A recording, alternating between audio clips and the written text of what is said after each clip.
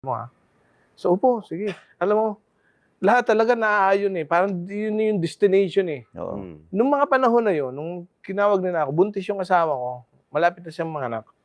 Actually, manganak siya mga November pa eh. Siguro katapusan na November. First week na November.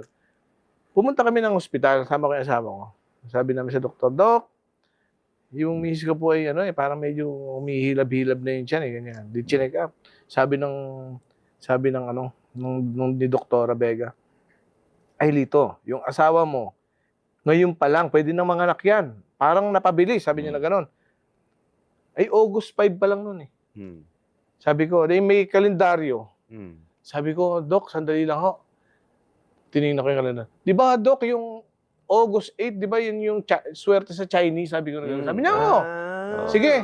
Yan na lang po, August 8. Kaya nagkakagawa ko ng 8-8. 8-8, ganda. Yun yung kwento. Yun yung kwento noon. Kaya pinanganak yung anak ko. May anak akong artista, si Carl Camus sa Going Bulilit. Yung mataba. Okay. Siya yun. Kaya 8-8, August 8 siya pinanganak. Galing, ganda. Ganda ng Kaya trivia. siguro, na rin, sumikat din yung 8-8. Parang siguro binigay talaga ng Diyos. Sa hirap ng buhay ko eh. Nung kayo na nagsulat, nag-click yung 8-8. Ano nangyari? Ito na. Ito na.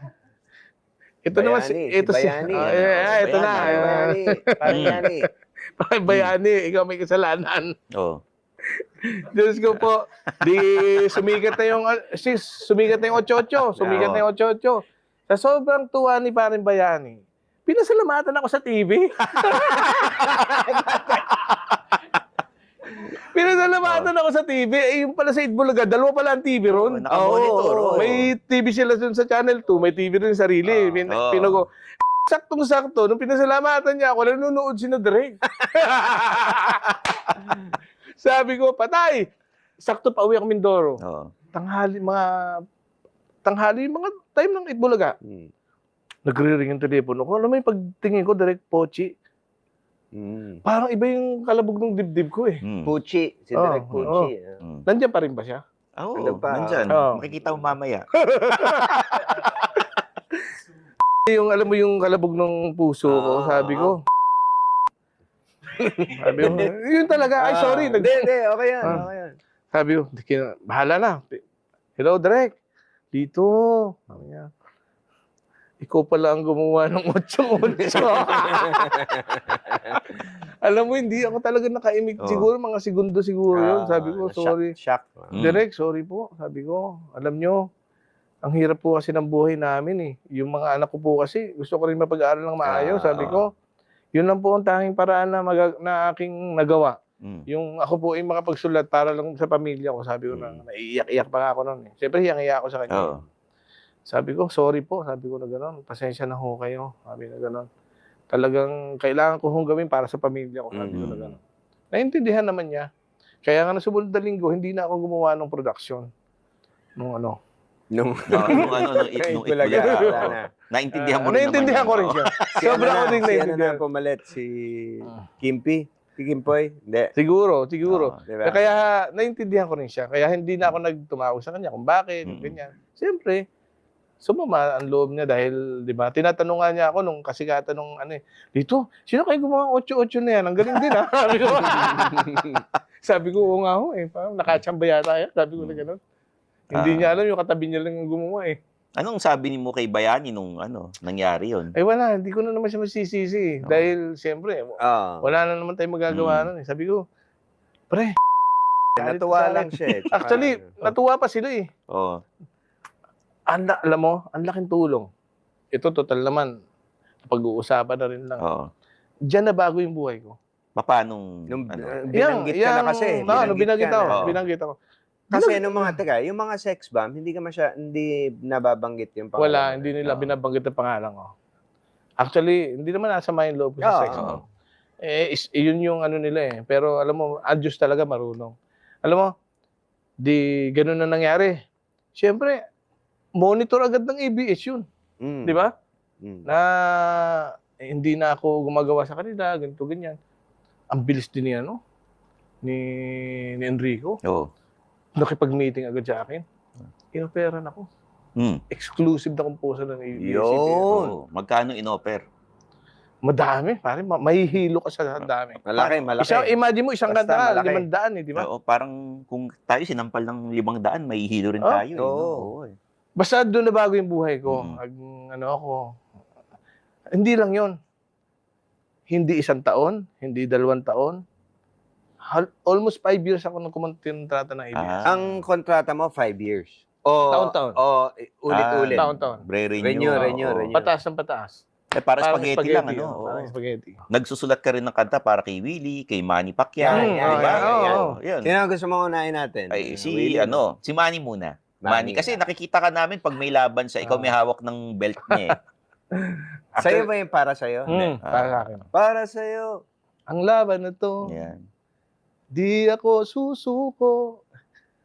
Isisigaw ko sa mundo para sa iyo ang medyas na to. Dito yung kay Manny, di ba? Tatalastas yun na Freelancer medyas. na ba yung freelancer ka na ba nung time na yun? Kasi nagsulat ka kay Manny, kay Oo, Willie. oo. Wala ka na sa Actually, ABS noon. as a artist, may manager ako, pero songwriting, wala. Hindi na ako nagkumuha ng manager. Kasi Sino unang nakilala mo ba? Si Manny, si Willie? si Willie. Matagal Willie, na. okay. Matagal kaming nung time nung 8-8, after nung 8-8, doon kami nagkakilala ni Willie nung nawala siya sa MTV. MTV. Nag-solo na Tapos siya. ginawan ko siya ng May album kasi siya eh. ginawan ko siya ng album. Yun yung medyo dumown siya. Dahil nga siyempre, alam mo naman tayo mga artist, minsan malaki yung kita natin pero ang laki din ng gastos natin. Yes. Totoo talaga 'yon. So minsan talagang dumarating na gipi tayo, di ba? Kailangan natin gumawa ng ibang paraan. So sabi niya sa akin, gawan ko daw siya ng album. Kaso wala siyang budget. Dahil nga siyempre wala siyang trabaho. Sabi ko sa kanya, sige, tulungan kita. Then nag-recording kami, kinausap ko yung aking mga musical arranger. Sabi ko, bro, gawa muna tayo, pero sagot ko to. Kung ito ay may recording company na makukuha, tsaka ako kayo bayaran, sabi ko. Okay naman. So, yung At arranger ang awitin na yon ay? Pito-pito. Yan. Pito-pito. Pito-pito. Bago magwalo-walo. Pito-pito. Yun. So, nabalitaan niya nung nawalang kaibigan natin na si Ma'am Belyatan ng Universal. Universal. Tumawag siya sa akin. Sabi niya, Lito, pagkatapos ng Maskulado yung si Willie, dalhin mo rito. Sabi niya. Sabi ko, sige ma'am, sasabihin ko kay Willie. Maskulados ba gumawa ka? Jumbo Hotdog siya yung nagsulat eh. Oo eh. Jumbo Hotdog, kaya mo ba to? Kaya mo ba to? So, tinawagan ako ng Bella. Sabi niya sa akin, Lito, dali mo si Willie rito. Gusto ko siya. Sabi niya na gano'n. Sabi ko, sige po ma'am. Nung nag-recording kami ni Willie, sabi ko kay Willie, boy, tumawag sa akin si Ma'am Belyatan. Sino yun? Sabi ko, yung big boss ng Universal. Sabi ko na gano'n. Yun ang recording company ni Mr. Energy. Pinakamalaki. Si Gary Valenciano. Sabi ko, sige. Sabi niya na gano'n. Tama. Kailangan natin yan. Sabi niya, dinala ko siya ron. Doon na may kwento lang na nakakatawa. Dinala ko si Willie ron. Siyempre, meet niya, ay, Ma'am Belia. Alam mo si Willie, karinyoso rin yun eh. Kaya kapag siya kay Ma'am Belia. Sabi niya, Willie, gusto ko yung kanta na ginawa sa'yo ni Lito. Sana dito ka na lang. Tapos nakita nandun kami sa pinakang opisina niya. Nakita niya si Gary Valenciano doon, yung stand-in ni Gary. Nakagano si Gary.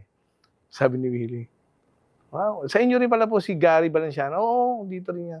Oh, Willie, magkano mo ba ako sisingilin para sa kanta mo?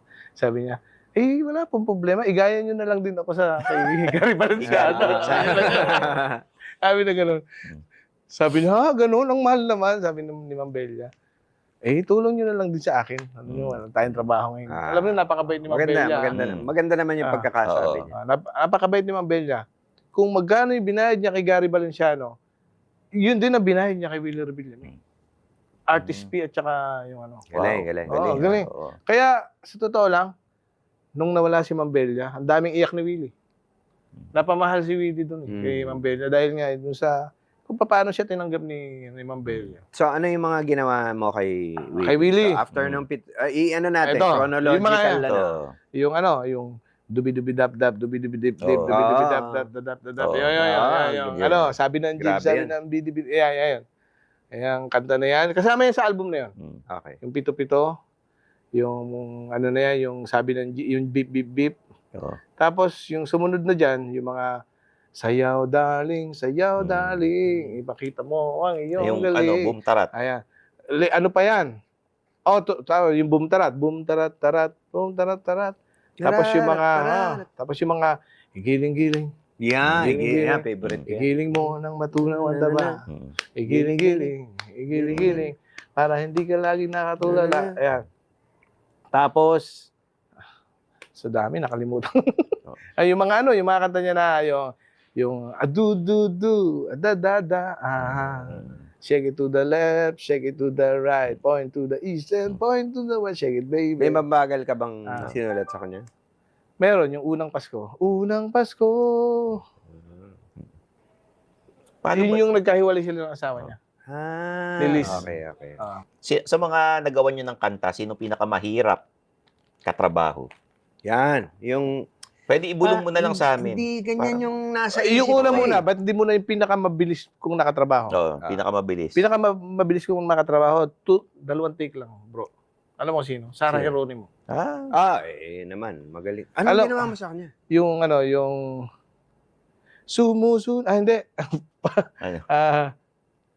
Ano? Parang